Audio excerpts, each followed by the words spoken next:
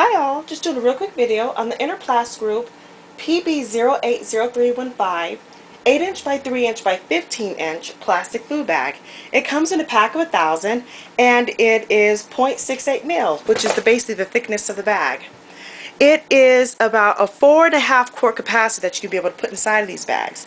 But what I want to be able to show you is there's so many uses for these 8x3x15s, but you don't have to use them just for food. What I have here are some jumbo straws, black, 7.75. You can also get these from Webstaurant. So they're 7 3/4, 500 in a box. They're wrapped. But when they happen to spill out, because I've noticed after time, after we've been using the taking stuff out of the boxes after a while, I've noticed that the box tends to get beaten up more. So I like to kind of bag it up, put it inside the bag, and then put it inside of the box. So that if the box falls and all the straws go flying everywhere, no big deal, because all it is inside of the bag, and that is fine.